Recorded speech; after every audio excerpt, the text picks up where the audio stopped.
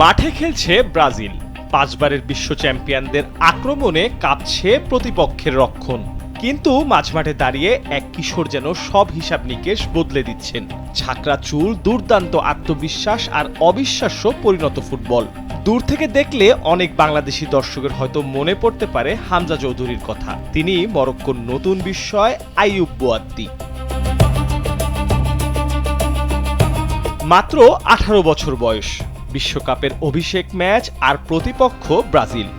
এমন মঞ্চে অনেকেই হয়ে পড়তে পারেন নার্ভাস, কিন্তু বোয়াদ্দির খেলায় তার কোনো ছিটেফোঁটাও ছিল না। পুরো 90 মিনিট মাঠে থেকে তিনি যেন ব্রাজিলিয়ানদের জন্য এক অমীমাংসিত ধাঁধায় পরিণত হয়েছিলেন।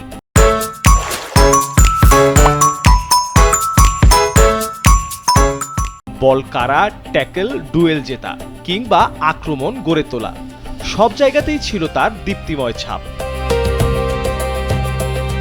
ম্যাচ শেষ হবার পর প্রশ্ন তাই একটাই, এই ছেলে আসলে কে? 2007 সালে ফ্রান্সে জন্ম নেওয়া বোয়াদ্দিকে খুব ছোটবেলায় ভবিষ্যৎ তারকা হিসেবে চিহ্নিত করা হয়েছিল। ফ্রান্সও তাকে নিজেদের করে পেতে চেয়েছিল, কিন্তু তিনি বেছে নেন বাবা মায়ের জন্মভূমি মরক্কোকে।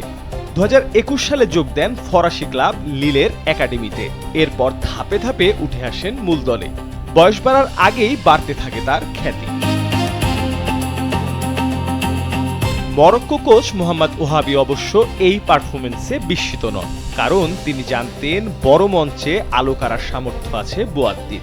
তবে বিশ্বকাপের প্রথম ম্যাচেই ব্রাজিলের বিপক্ষে এমন প্রদর্শনের পর নতুন করে নামটা মুখে মুখে ঘুরছে ফুটবল বিশ্বে। মরক্কো সামনে কত দূর যাবে সেটা হয়তো সময় বলে দিবে, তবে একটা বিষয় কিন্তু স্পষ্ট, বিশ্বকাপ হয়তো নতুন এক তারকার জন্ম দেখল, আর সেই নাম আইয়ুব বোয়াদ্দি। মির্জা সানোয়ার হোসেন, কালবেলা।